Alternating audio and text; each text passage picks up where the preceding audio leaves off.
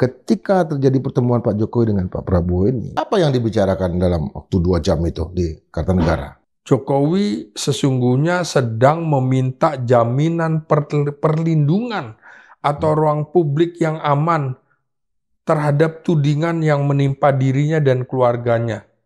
Minta jangan terus dikambing hitamkan. Jokowi juga bertemu dengan membuka pintunya di Solo. Salah satu tokoh yang datang itu adalah Abu Bakar Basir.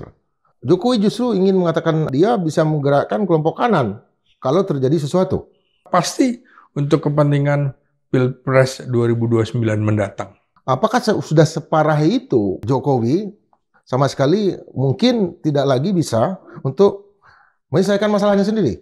Kalau kita lihat bagaimana juru bicara Jokowi di forum-forum entah podcast, entah televisi, kan juga menjawabnya tidak substansial. Lama-lama barangkali Jokowi merasa bahwa ini orang-orang yang menjadi juru bicara saya sudah tidak bisa dipertahankan lagi, sudah tidak bisa diharapkan lagi. Prabowo bisa saja merasa, oh ini orang mengkhianati gue nih. Buktinya lu cawe-cawe terus, kan gitu. Ya. Cawe-cawe lagi seperti 13 Oktober. Oke lah 13 Oktober. Gue masih kasih hati gitu. Kalau ini minta lagi, saya kira Prabowo akan melihat ini sebuah skandal yang tidak boleh dilanjutkan karena harga diri seorang presiden. Ketika Presiden Prabowo Subianto menyebut nama Wapres Gibran, tidak ada yang tepuk tangan. Tapi begitu menyebut nama Trisutrisno, nama Susilo Bambang Yudhoyono, itu tepuk tangan membahana. Gibran juga belum tentu sampai waktunya habis 5 tahun, belum tentu juga. Karena kuncinya juga sebenarnya ada di DPR kan. Kuncinya di DPR. Kalau DPR mau memainkan itu, Bung, selesai itu.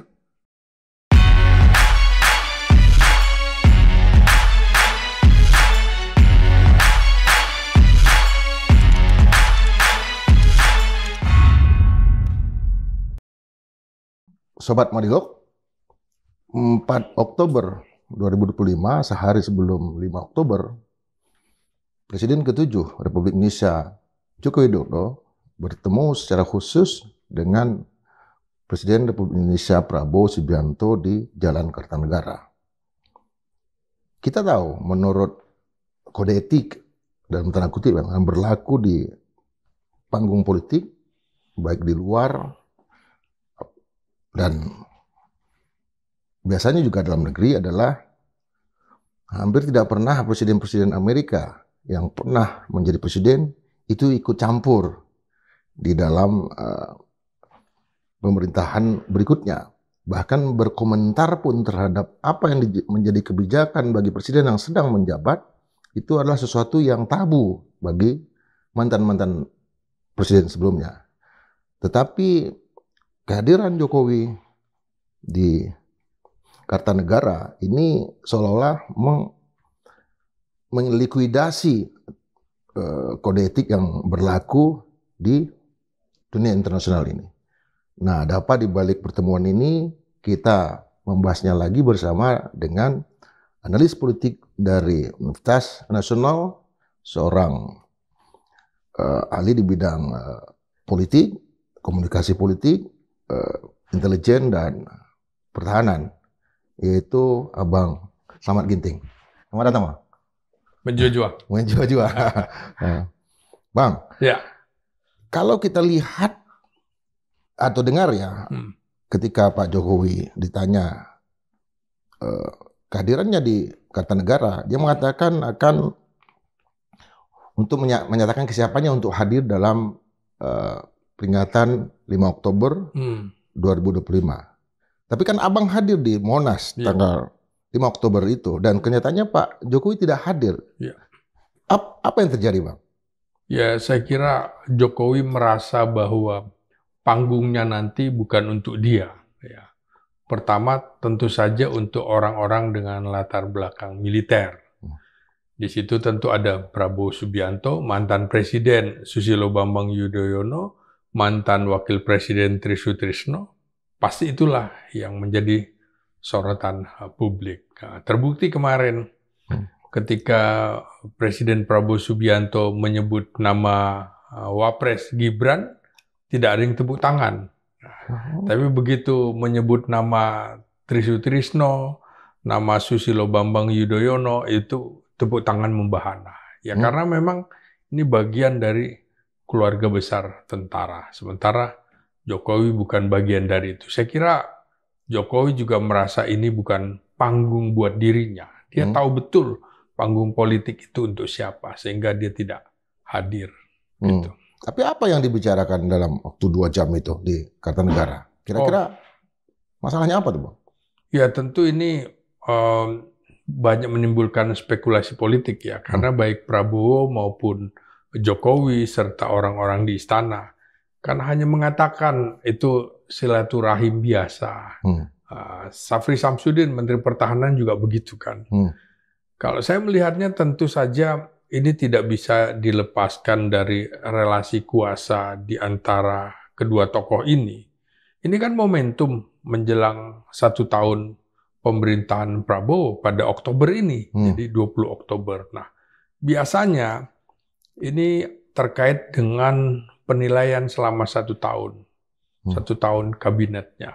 Nah, Jokowi kan menempatkan orang-orang di sekeliling Prabowo juga di dalam kabinetnya. Tentu saja dia berkepentingan supaya orang-orangnya baik di kementerian atau lembaga yang terkait itu tetap berada di pusaran kekuasaan. Nah, kita tidak bisa membaca bahwa ini hanya sekadar silaturahim politik biasa.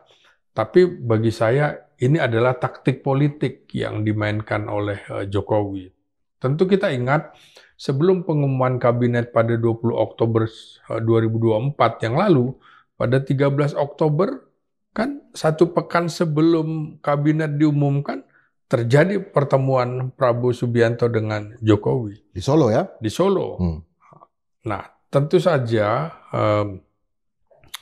di situ muncul spekulasi. Kabinet yang sudah disusun rapi, kemudian dibongkar. Nah, bisa saja ini Prabowo juga sudah merencanakan menyusun kabinet baru, hasil evaluasi selama setahun, Jokowi merasa tidak nyaman, maka dia harus masuk ke situ.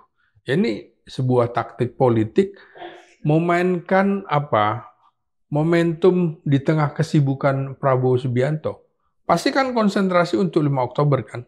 Kemarin 1 Oktober, Hari Kesaktian Pancasila. 30 September, 1 Oktober, momentum 5 Oktober. Dan hari ini tanggal 6 Oktober, Presiden Prabowo juga mengumpulkan para perwira tinggi di Halim Perdana Kusuma.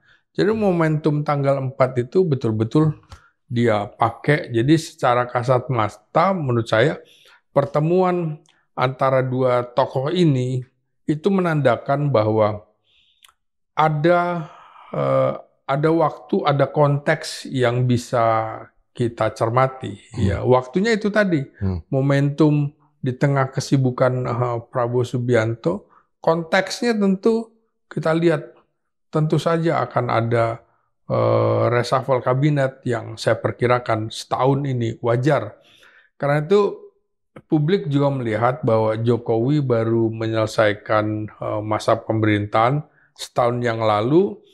Nah, kemudian dalam 2 periode masa jabatannya, dia punya sesuatu, punya nilai-nilai yang ingin bisa diteruskan oleh Prabowo yang dalam 2 periode sebelumnya adalah rival politik Jokowi. Jadi masa transisi pemerintahan selama setahun ini udah hampir selesai kan.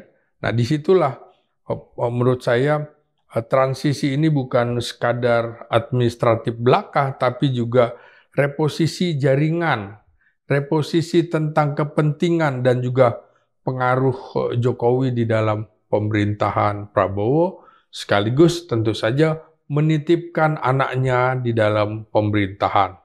Jadi kalau dalam tradisi politik Indonesia tentu saja komunikasi tertutup antara dua elit ini menyiratkan sesuatu yang lebih dalam. Ada sesuatu yang dibicarakan sangat dalam sekali, sehingga pertemuan empat mata itu bisa menjadi sarana pertama menjaga hubungan baik antara keduanya, antara presiden yang sekarang dengan mantan presiden.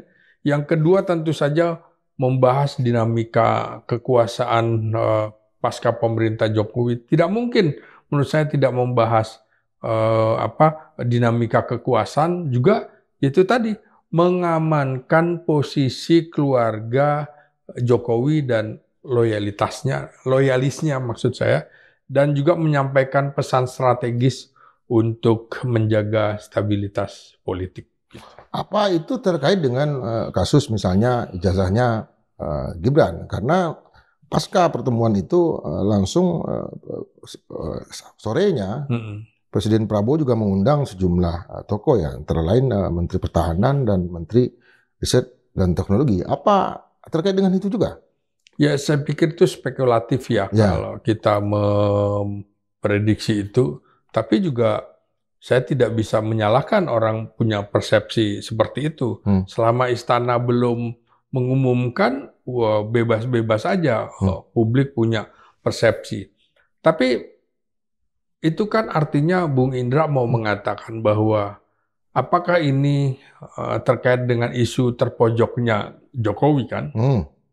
Terutama isu-isu dalam beberapa bulan terakhir ini, isu ijazah palsu yang belum juga bisa selesai ya, malah lebih banyak di panggung televisi begitu ya, hanya jadi panggung talk show, bukan kemudian diselesaikan secara benar dengan kerangka penelitian akademik begitu ya, dan tekanan publikasi dari media juga sangat menohok sekali bagi keluarga Jokowi, dan tentu saja spekulasi tentang konflik kepentingan di situ.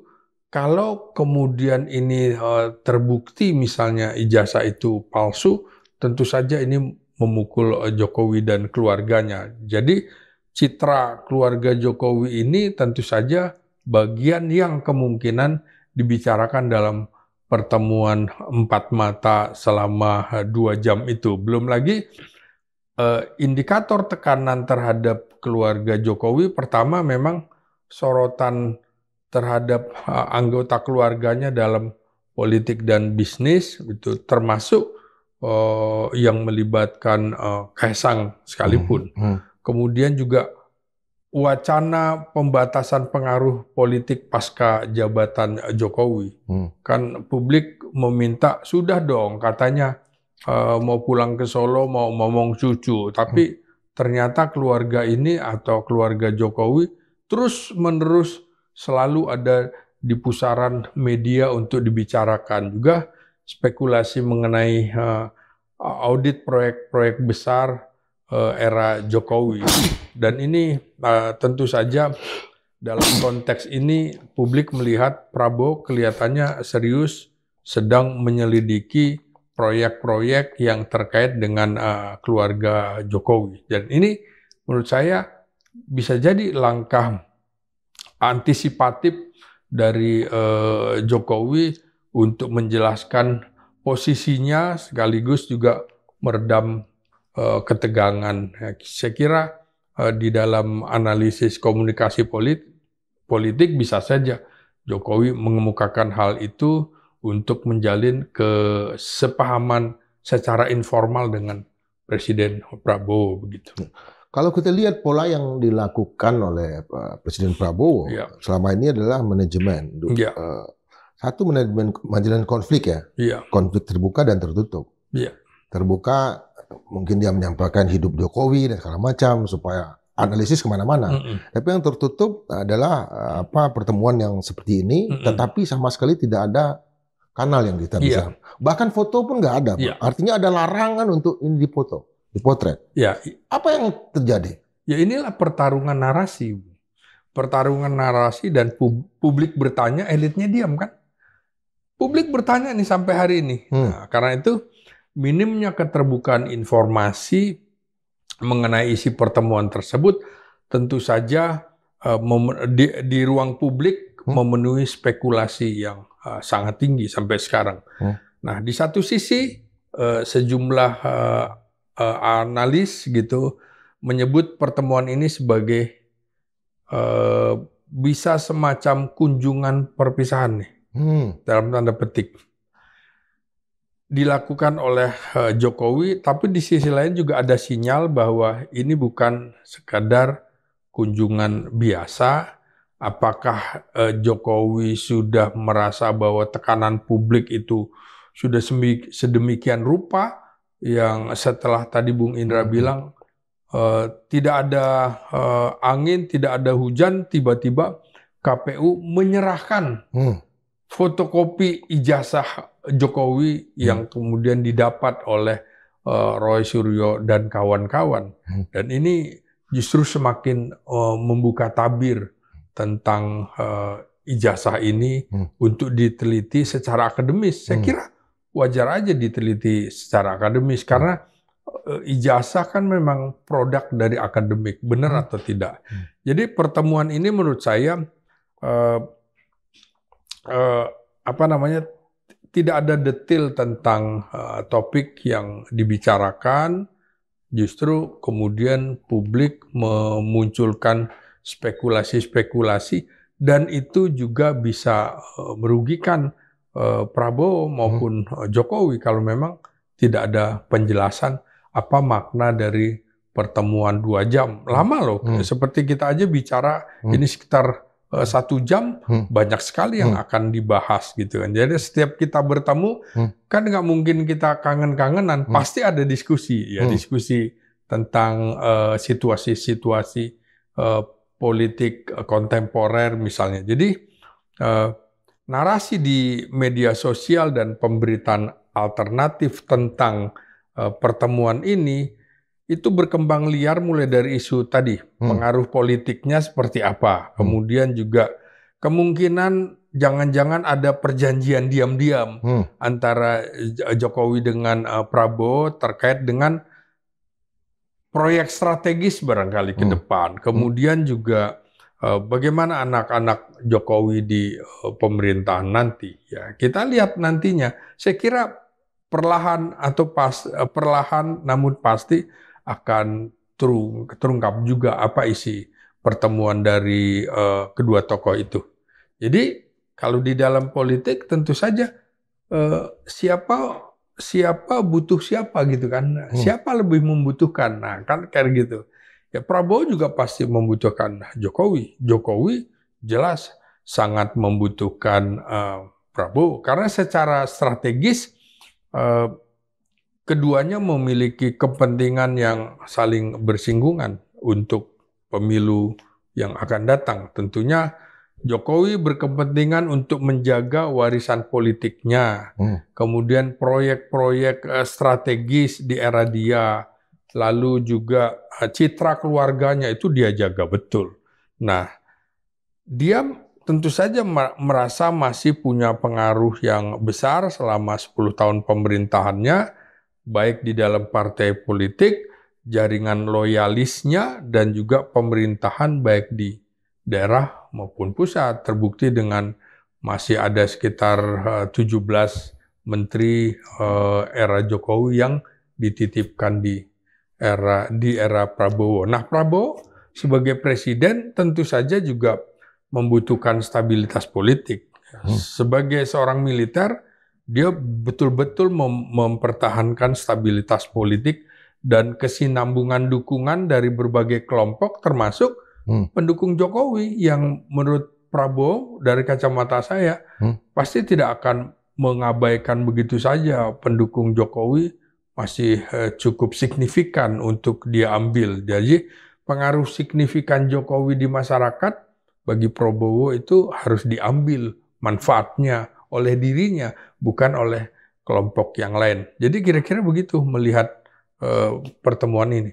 Tapi kalau kita lihat pasca pertemuan, lagi pasca pertemuan, biasanya Presiden Prabowo akan sangat santai dan bahkan akan bercanda kepada jurnalis kalau ada pertanyaan apa yang dia baru lakukan, misalnya setelah bertemu dengan Pak Jokowi. Begitu juga Jokowi akan menyampaikan sesuatu yang bersifat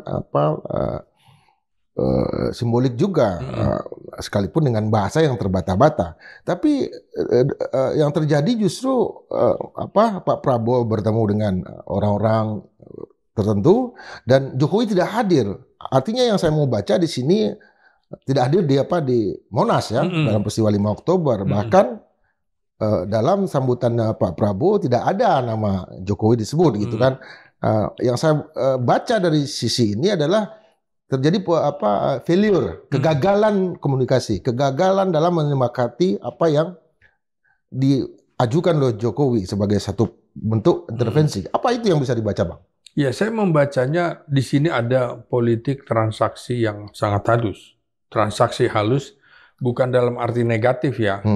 Jadi bentuk real politik untuk menjaga keseimbangan kekuasaan dalam transisi yang damai bagi Prabowo, tentu saja publik bertanya, apakah Jokowi benar-benar terpojok sehingga harus merasa menemui Prabowo khusus loh di kediaman menjelang 5 Oktober kan.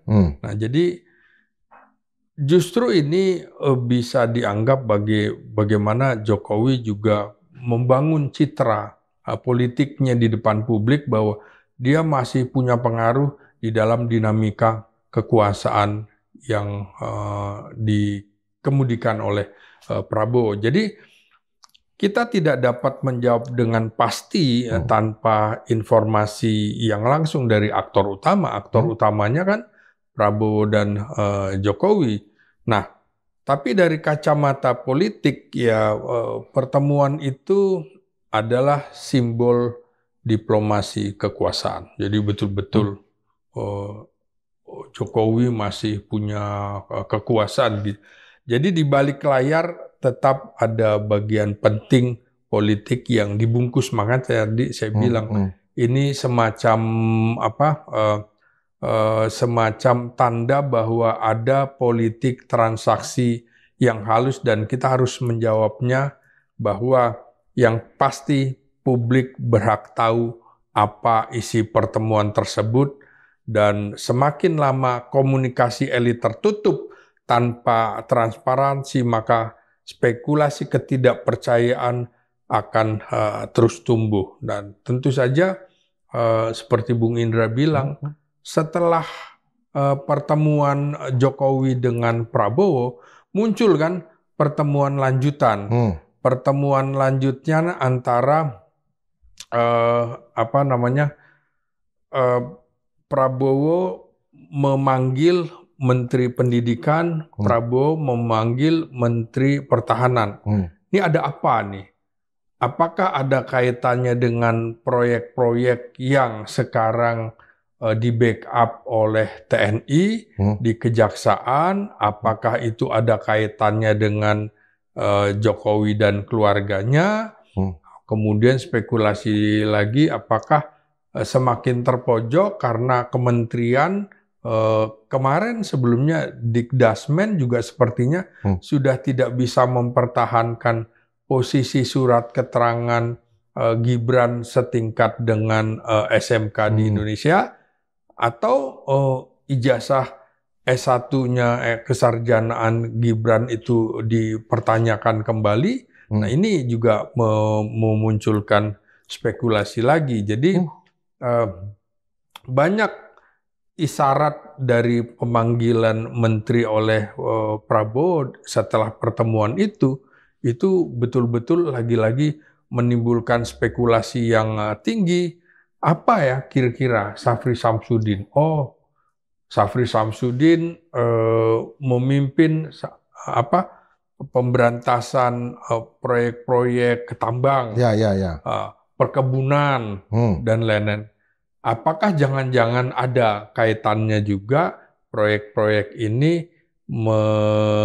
menyebut nama Jokowi? Kan bisa saja. Nah, ini juga makna politiknya akan lebih dalam menurut saya.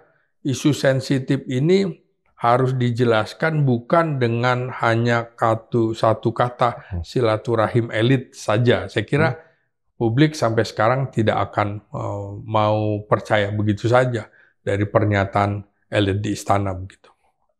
Yang kita lihat adalah ini beban politik yang ada di pundak Pak Prabowo. Artinya masalah-masalah yang ada dalam keluarga Jokowi ingin disampaikan kepada Presiden Prabowo untuk mendapatkan atensi. Apakah sudah separah itu Prabowo Jokowi sama sekali mungkin tidak lagi bisa untuk menyelesaikan masalahnya sendiri? Ya nggak mungkin dia bisa menyelesaikan sendiri. Kalau kita lihat bagaimana juru bicara Jokowi di forum-forum entah podcast, entah televisi, kan juga menjawabnya tidak substansial, hanya bagaimana membela diri, tapi tidak mau menjawab persoalan misalnya seperti ijazah diteliti secara akademik, kan tidak mau membahas itu. Dan isu-isu lain juga seperti itu.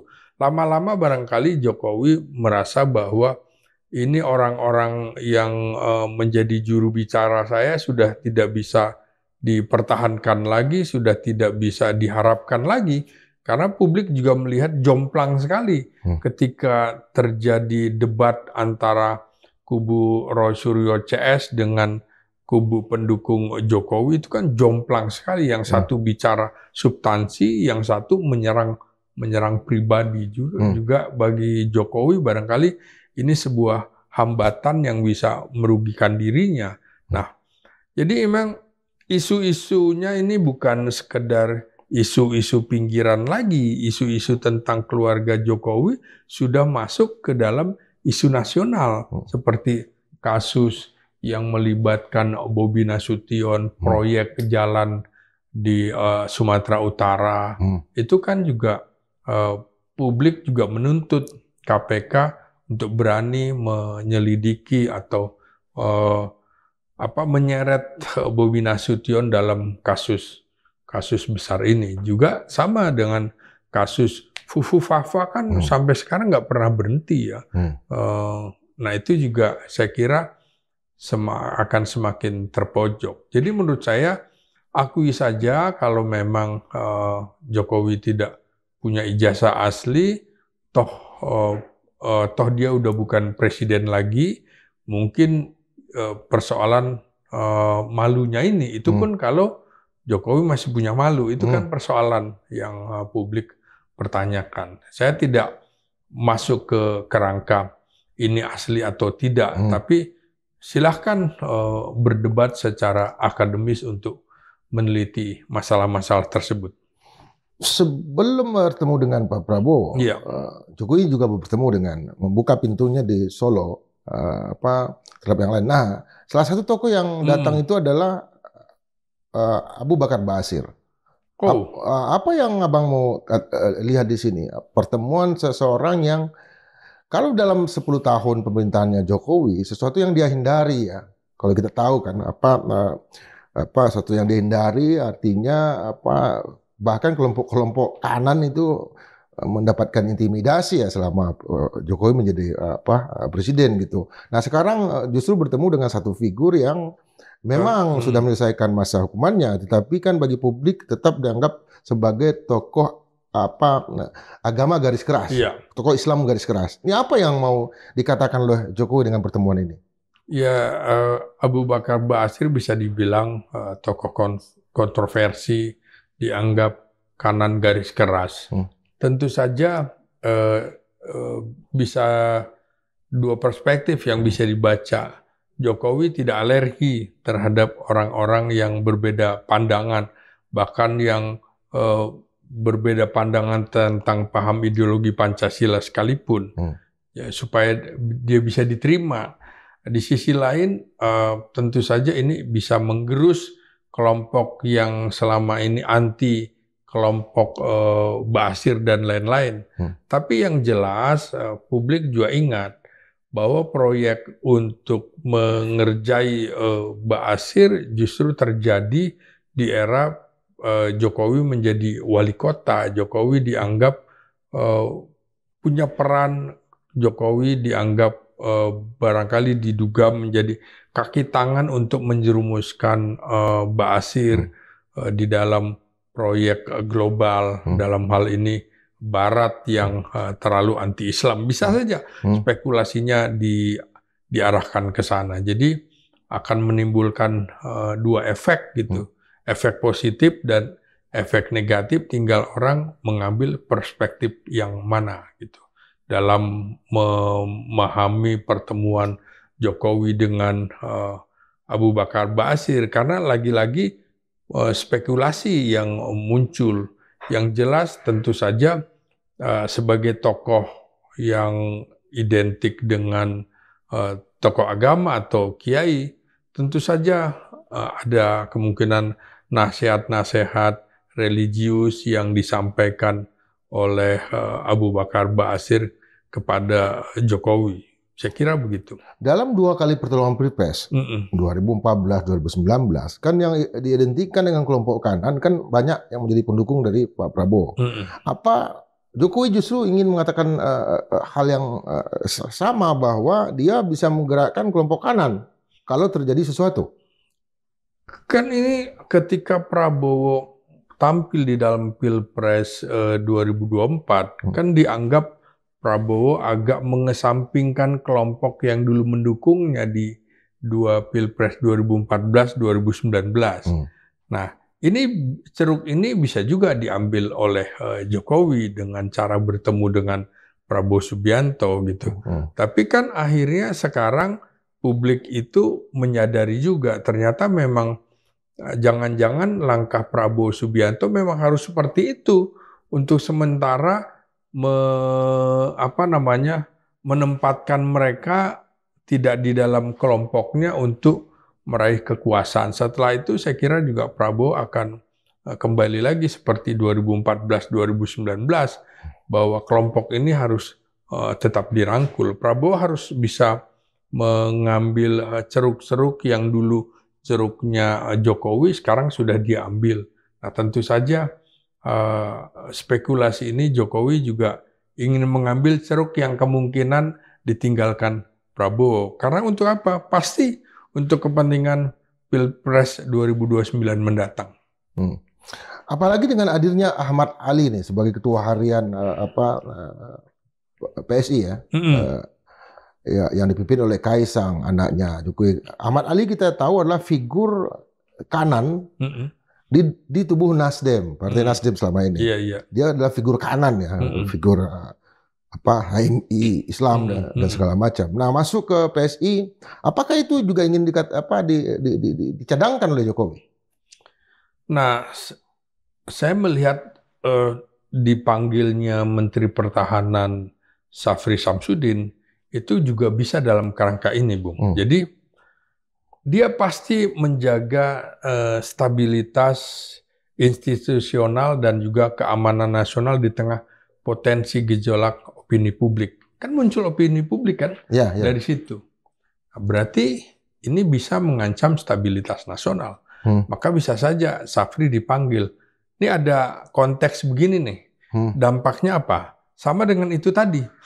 Dampak kalau ijazah palsu ini benar-benar ternyata palsu, betul ya. Dugaan ijazah palsu ternyata benar. Ini kan pasti menyasar legitimasi simbolik, Bung. Legitimasi simbolik seorang mantan presiden. Kan nggak main-main ini dampaknya. Maka Menteri Pendidikan Tinggi itu menjadi figur krusial. Maka perlu dipanggil untuk kemudian menjelaskan bahwa dua tokoh ini, dua sektor ini, keamanan dan pendidikan tinggi, dua bidang yang langsung atau tidak langsung berkaitan dengan isu kredibilitas negara. Bayangkan kalau itu kemudian ternyata betul, itu palsu, kredibilitas negara seperti apa? Bahwa kita pernah punya presiden yang memiliki ijazah palsu. Jadi kemungkinan dipanggilnya bersamaan seperti itu. Prabowo barangkali bertanya seperti itu. Kan baru kali ini KPU bisa membuka secara langsung seperti itu. Dampaknya seperti itu. Begitu juga dengan itu tadi, dugaan ijazah Gibran. Kalau ternyata tidak bisa dipersamakan dengan lulusan kelas 12 SMK, bahkan juga ijazah perguruan tingginya. Ini barangkali spekulasi ini masuk akal, dua menteri ini sektor pendidikan dan keamanan dipanggil bersamaan, dampaknya loh kalau seperti ini. Jadi ini barangkali menurut saya langkah antisipatif dari Presiden Prabowo setelah pertemuan dengan Presiden Jokowi, bisa saja mengakui gitu, misalnya Jokowi mengakui, tapi kemudian minta hak imunitas kan kira-kira gitu. Minta supaya jangan dihukum secara serampangan atau jangan dinepalkan lah kira-kira begitu ya. Jadi butuh pengamanan dari seorang Safri, di mana Menteri Pertahanan itu memegang kendali juga untuk militer. Jadi boleh jadi ini memang langkah antisipatif Presiden Prabowo untuk memastikan bahwa jajarannya siap menghadapi gempuran narasi yang bisa merusak kepercayaan terhadap pemerintahan Prabowo yang barangkali nanti dituding lu sih melindungi Jokowi. Nah, ini juga tentu Prabowo harus bisa menggandeng tokoh-tokoh strategis yang mungkin juga nantinya tokoh agama akan dipanggil, Bung. Jadi lanjutannya ya. Lanjutan yang kemarin ya? Iya, lanjutannya tokoh agama, tokoh budaya untuk menata narasi besar bahwa pemerintahan ini tetap solid, tidak reaktif, dan juga tetap mengedepankan etika kenegaraan kalaupun Jokowi itu bersalah. Jadi Prabowo justru mungkin akan menggunakan istilah Jawa, mikul dhuwur mendem jero. Jadi jangan mengadili Jokowi seperti di Nepal gitu. Jadi itu betul-betul ada risiko simbolisme tertutup dari pertemuan tokoh-tokoh ini. Artinya mengantisipasi dengan cara memadamkan apinya terlebih dahulu ya, memadamkan kebakarannya terlebih dahulu. Berarti pertemuan dua tokoh ini tidak sampai ke intervensi Jokowi misalnya terhadap kemungkinan terjadinya reshuffle kabinet. Bisa juga. Bulan Oktober. Bisa juga. Minta supaya tolong dong orang ini dipertahankan. Nah, kalau enggak akan begini ya. Saya kira ini Jokowi juga di bawah tekanan politik, dia juga melakukan tekanan politik kepada Prabowo Subianto. Dari orang-orangnya ya? Oh iya, supaya kemudian memantik tafsir ini, saling menekan gitu kan. Kan tidak bisa dijelaskan di permukaan dalam pembahasan politik bahwa omongan itu sesungguhnya tekanan terhadap lawan bicaranya, apalagi di tengah menjelang 1 tahun pemerintahan Prabowo Subianto. Jadi memantik tafsir mulai dari apakah ada asumsi rekonsiliasi, kemudian juga apakah kemudian Jokowi sedang membangun konsolidasi di tengah tekanan publik, kemudian juga bagaimana dengan tuduhan adanya transaksi politik di belakang layar, apakah memang dia punya senjata yang bisa menyerang kepentingan pemerintahan Prabowo Subianto. Jadi menurut saya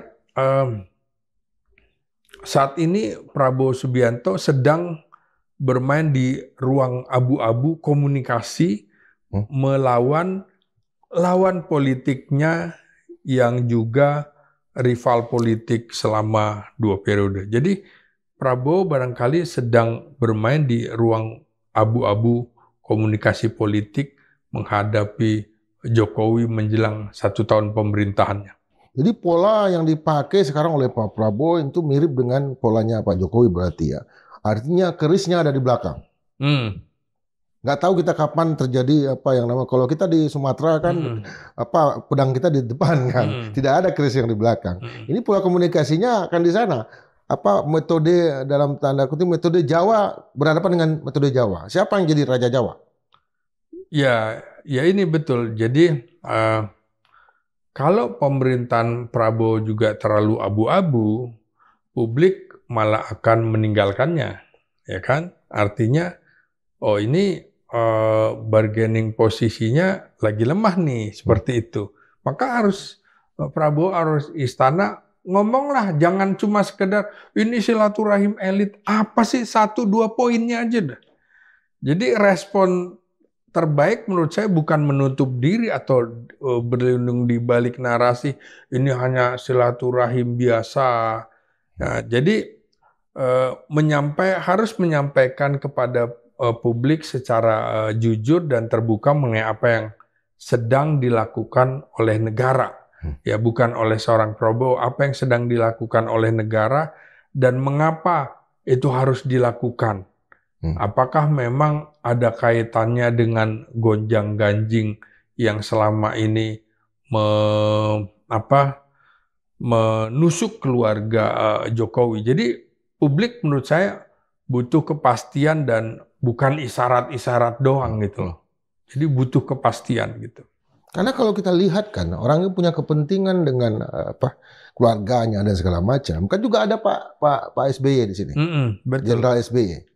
Dia juga mantan presiden 2 periode dan masih ada AHY di tubuh kekuasaan, di pemerintahan dan segala macam. Artinya dengan pola yang ditunjukkan oleh Pak Jokowi selama ini justru membuka lembaran bahwa kepentingannya jauh lebih besar daripada kepentingan negara. Atau sebaliknya, orang yang berkepentingan negara kan tidak perlu harus bertemu dengan presiden. Nah, makanya setiap gerak elit itu pasti akan dibaca, pasti akan ditafsirkan, dan bahkan dikritisi secara real time. Real time, ya karena menjelang 1 tahun pemerintahan, gitu kan. Ya. Maka jika langkah Presiden Prabowo itu, apapun niat dan substansinya, idealnya harus dikomunikasikan secara baik melalui komunikasi publik atau komunikasi politik. Nah, jadi memang jika tidak ada kaitannya ya, jika tidak ada kaitannya dengan isu ijazah palsu gitu ya, tidak ada kaitannya dengan proyek keluarga Jokowi dan lain-lain yang menyangkut dinasti politik Jokowi, ya harus disampaikan aja dengan tegas. Harus dideklar ya? Harus ya, jika ada langkah-langkah kebijakan yang sedang disiapkan, berikan arah dan narasi yang benar dan masuk akal. Kenapa? Publik ini cerdas loh. Sekarang di warung-warung kopi bicaranya itu ngomongin apa sih semuanya? Itu ngomongin apa? Ya seperti kita, ya kita masuklah dengan teori-teori politik, ya kita lebih masuk akal gitu kan. Kita tidak menuduh, tapi kira-kira positifnya bagi Prabowo begini, negatifnya begini, positifnya bagi Jokowi begini, negatifnya bagi Jokowi begini. Jadi ini negara demokratis yang bukan hanya ditentukan oleh dua elit ini gitu ya, bukan juga oleh dua tokoh, tapi oleh lembaga yang harus bekerja dan keterbukaan informasi publik dan kepercayaan masyarakat itu harus dikedepankan. Karena kalau enggak nanti publik akan melihat ini apa-apaan sih gitu ya. Ini Presiden Prabowo sedang omon-omon saja atau jangan-jangan dia masih di bawah kendalinya Jokowi. Itu kan merugikan Prabowo Subianto. Jadi menurut saya isyarat politik itu harus dijelaskan agar tidak menjadi bumerang bagi pemerintahan Prabowo Subianto, dan di saat legitimasinya sedang dibangun menjelang 1 tahun pemerintahannya, jelas ini adalah seperti mata uang. Jadi mata uang yang paling berharga adalah dua sisi itu harus jelas gitu loh. Dari sisi Jokowi seperti apa, dari sisi Prabowo seperti apa. Jadi masyarakat Indonesia membutuhkan jangan lagi ini seperti kita sedang main tebak-tebakan politik, tapi betul-betul butuh kepastian politik. Nah, wartawan kan selama ini kan juga udah bertanya, bertanya kepada minimal 3 orang lah yang menjadi tokoh Pertama Dundasko, yang kedua Menteri Sekretaris Negara Setio Hadi, yang ketiga adalah Kepala Komunikasi Pemerintah Bung Angga. Tetapi tiga orang ini sama sekali tidak memberikan jawaban terhadap apa yang ditanyakan oleh jurnalis kepada apa terkait dengan. Berarti ada arahan di sini bahwa tidak boleh ada yang membicarakan masalah ini. Nah, makanya di tengah derasnya arus informasi media sosial dan repotnya nih, rendahnya literasi masyarakat kita kan, ini tentu saja akan menjadi celah atau semacam sangat rentan dimanipulasi untuk kepentingan politik. Jadi nanti pihak manapun di dalam pemerintahan akan memanfaatkan ini untuk kepentingan politik kelompoknya. Misalnya, makanya untuk ke depan pilih kami aja yang jelas warnanya tidak abu-abu daripada pertemuan seperti itu. Jadi menurut saya sih lagi-lagi pemanggilan secara mendadak kedua menteri itu usai pertemuan tertutup itu mengisyaratkan ada sesuatu yang besar dari tafsir publik bahwa memang ini ada kaitannya dengan dengan peristiwa yang membelenggu Jokowi dan keluarganya yang harus diselesaikan agar tidak mengganggu stabilitas nasional. Ya, dan itu pertemuan terjadi 4 Oktober. 5 Oktober kegiatannya di Silang Monas. 6 Oktober pagi-pagi ada rapat terbatas Presiden Prabowo dengan sejumlah menteri ya. Ada Menko Ekonomi di sana, ada Menteri Pertahanan juga di sana, ada kemudian ke Danantara ya, CEO-nya Danantara, kemudian ada tentu di struktur kabinet ada Menteri Luar Negeri, ada Menteri ada Sekretaris Kabinet, lalu setelah itu ada pengarahan dari Pak Prabowo terhadap perwira menengah ya. Nanti malam ya kan tanggal 6 Oktober ini. Artinya yang saya mau katakan adalah agenda Presiden dengan sangat penuh ini. Betul. Itu apa yang dijalankan hari ini apakah bagian dari pertemuan tanggal 4 Oktober itu? Atau justru hal yang berbeda? Bisa jadi. Pasti bisa jadi juga. Kalau misalnya ada gejolak terhadap peristiwa yang dialami keluarga Jokowi, kan harus diantisipasi di daerah-daerah seperti ini. Di tengah situasi di mana masyarakat sedang tidak percaya dengan kepolisian dari peristiwa Agustus kemarin ya, demo Agustus. Maka kan sesuai dengan undang-undang ya TNI harus membackup kepolisian. Nah, karena itu harus juga dipersiapkan antisipasi terhadap situasi yang bisa menggoyang instabilitas nasional. Jadi betul-betul menurut saya Menteri Pendidikan Tinggi Sains dan Teknologi Brian Yuliarto ini harus juga mampu menjelaskan secara jernih apa hasil pertemuan kemarin. Ini orang pendidikan tapi bicaranya kan gitu. Ini tokoh ini silaturahim tokoh bangsa. Jadi publik percaya aja lah, kira-kira begitu ya. Ya nggak bisa lah menurut saya. Jadi pertemuan antara dua presiden atau presiden dan mantan presiden pasti ada kaitannya dengan dinamika politik yang sedang terjadi. Artinya Menteri Dikti di sini diarahkan untuk bicara fakta. Artinya proses legalisir ijazahnya.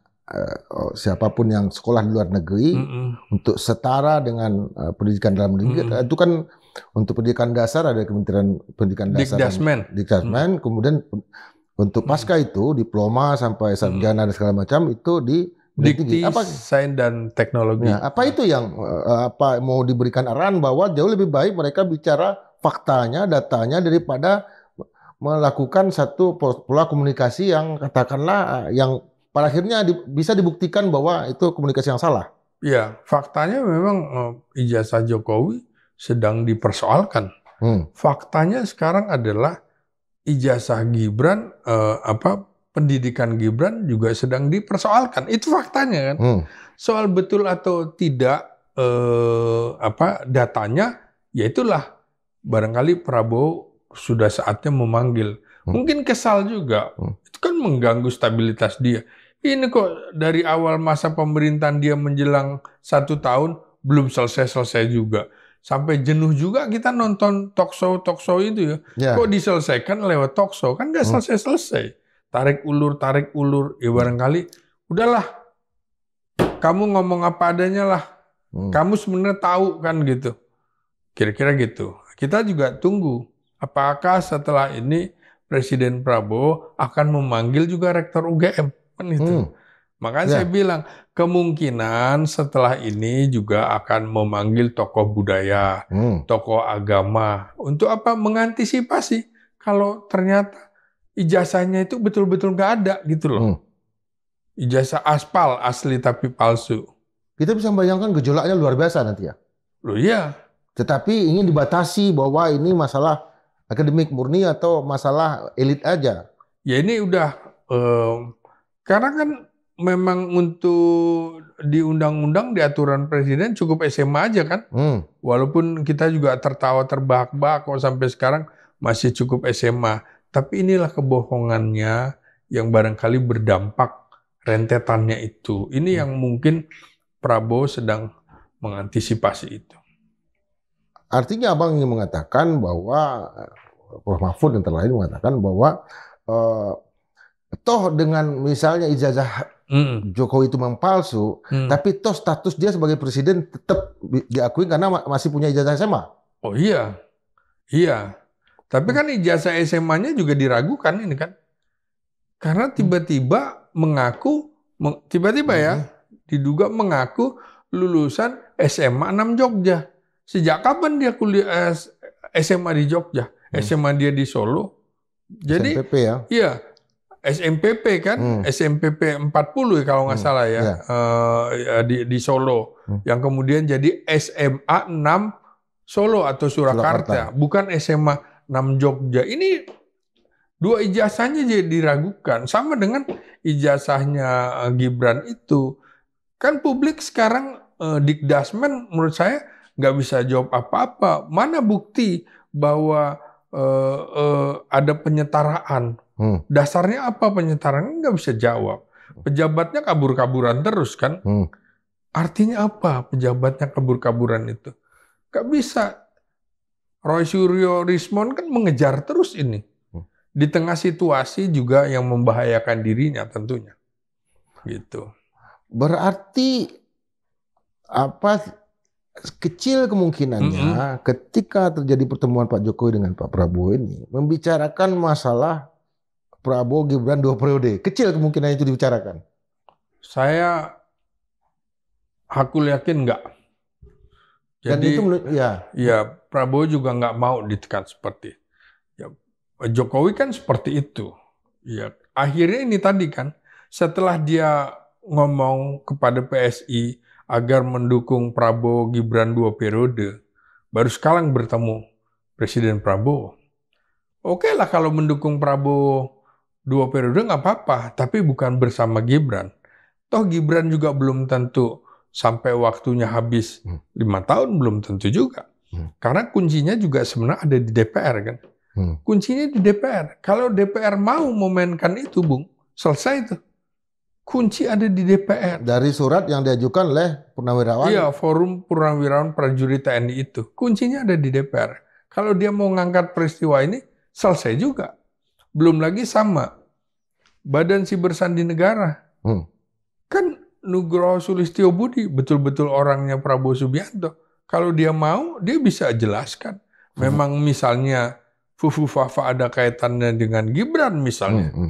Bujurka aja sekarang udah bongkar kan, ditangkap kan anaknya, sekalipun dia bukan Bujurka yang asli kan. Iya, makanya itu juga bisa dijelaskan. Artinya memang Fufu Fafa ini Gibran apa bukan sih? Kan bisa aja dijelaskan di sekarang. Tapi menurut saya Prabowo itu masih coba mengambil manfaat dari orang yang masih percaya dengan Jokowi. Kan cukup banyak kemarin, terutama di kalangan orang yang tingkat pendidikannya SMP ke bawah, yang tidak bisa diraih oleh Prabowo Subianto. Karena itu pelan-pelan dalam program-program MBG misalnya, Prabowo coba menarik hati kaum SMP ke bawah itu lewat program-program ini. Jadi selama belum kuat, ya Prabowo mengayun-ayun aja terus.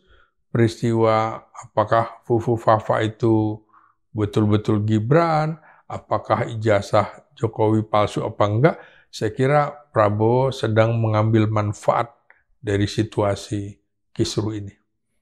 Berarti dari fenomena ini kita lihat semakin sering Jokowi hadir dalam panggung publik, semakin dia muncul, semakin dia banyak bicara, semakin banyak catatan terhadap kesalahan-kesalahan atau kelemahan-kelemahan yang dia miliki. Persis, karena kan Jokowi selalu bilang ada agenda politik, ada orang besar yang mendalangi isu-isu tersebut, ya kan? Yang dengan berbagai cara katanya mendiskreditkan dirinya dan keluarganya. Sampai muncul kan partai berbaju biru atau apa kan? Nah, sehingga diarahkan ke sana. Jadi kita bisa lihat dari hipotesis motif dan manfaat politiknya bagi Jokowi. Motifnya jelas aja bukan sekedar silaturahim, tapi misalnya Jokowi sesungguhnya sedang meminta jaminan perlindungan atau ruang publik yang aman terhadap tudingan yang menimpa dirinya dan keluarganya. Minta jangan terus dikambing hitamkan juga.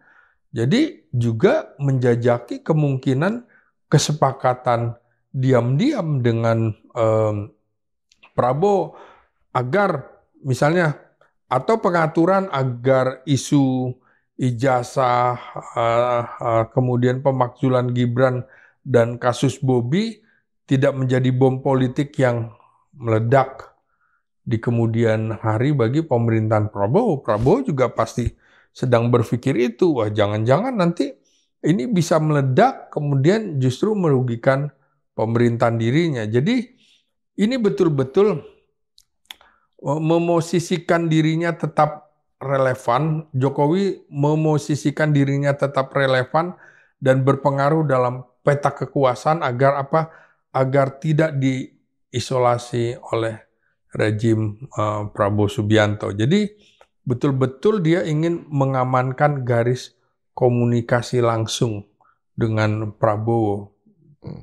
Misalnya rutin ada pertemuan. Kan nggak pernah terjadi misalnya dulu pertemuan antara SBY dengan Jokowi kan nggak ada. Tapi dia ingin mengatakan kira-kira gini, nanti setiap 3 bulan sekali kita pertemuan ya, atau 4 bulan sekali pertemuan. Jadi betul-betul dia ingin menunjukkan dirinya masih punya pengaruh yang sangat kuat sekali begitu.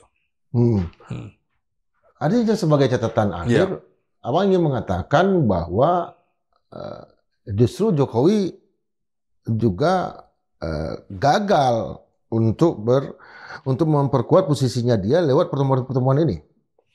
Ya karena dia terpojok, maka dia minta berunding. Kan begitu rumusnya kan. Ya kan? Kalau orang udah terpojok minta berunding. Kalau nggak terpojok, kuat dia ngapain berunding. Dia cukup di Solo aja ya? Iya, makanya menurut saya juga Prabowo kalau kuat jangan mau diajak berunding. Berunding, nikah masuk juga kata Naga Bonar kan. Iya gitu. Ya artinya ketika sudah terdesak pasti publik yang lemah tuh minta berunding. Jadi kesepakatan informal apakah sudah tercapai dalam pertemuan 4 Oktober tersebut?